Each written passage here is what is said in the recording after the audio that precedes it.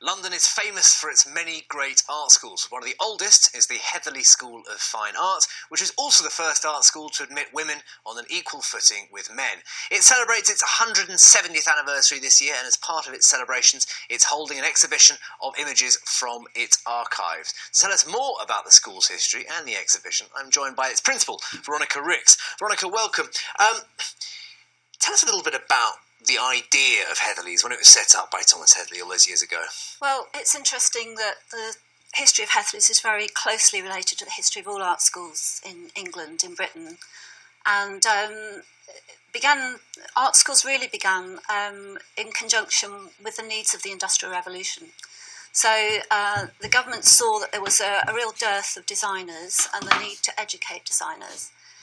So they set up the Government School of Design. But there was a rift between artists who wanted to study design and those who actually would have liked to do more life drawing and more study of anatomy, that they actually wanted to be painters.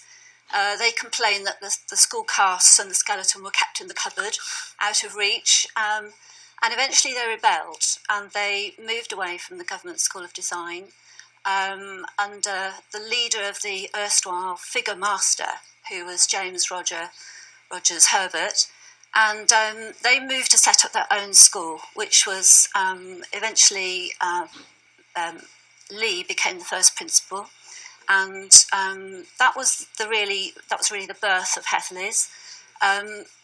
Thomas Heatherley was the principal who took on the mantle from Lee, and he lent the school its name. So his name continues on to the present day.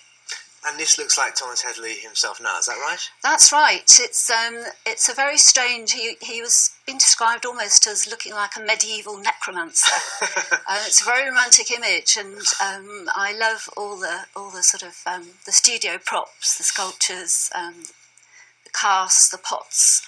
So there's plenty for students to draw, and apparently he flitted about the studios. He had a rather ghostly presence, and this photograph was taken just before he retired, just before he was 70 years old.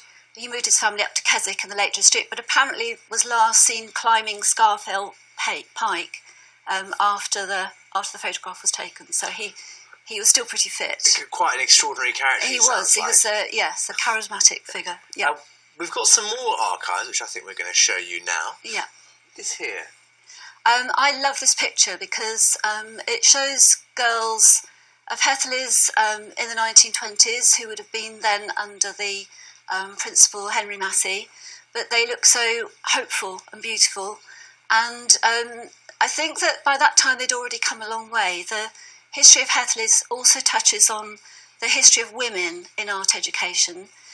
So earlier it had been very difficult for women to achieve any kind of training in art, but by the time that photograph was taken, they had established themselves and they were a force to be reckoned with, and they'd gone through the phase of the sort of early suffragettes. So they were on the move. They were coming forward, and they were making their mark.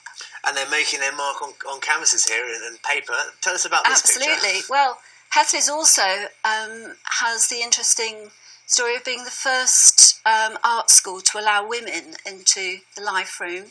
And to allow women into live studios on an equal footing with men. So even way back, from the time of the first establishment of the school, women were allowed to paint from the nude, and that wasn't available to them even in the Royal Academy schools at the time. So Heatherleys was a trailblazer. Real trailblazer, and they're allowing women to do the stuff that men had been able to do for centuries. That's right.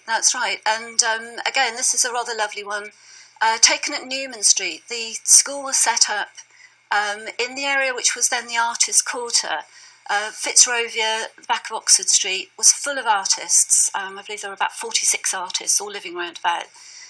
So they were able to drop into the school, draw from the live model, study anatomy, and this is another lovely one of, I think, very natural studio shot of girls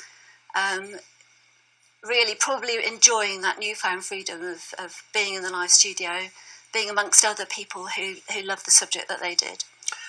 If people want to see these fantastic old archive pictures, where can they see them? The exhibition is on until the 31st of March at Heatherley School. We're in Lotts Road in Chelsea, And we're very happy for anyone who'd love to look at the sort of scenes of early art school life. We've got some fabulous photographs, really. Veronica Ricks from the Heatherley School of Art, thank you very much. That's all we have time for on London Go next week. We'll be next Friday at 10 o'clock. See you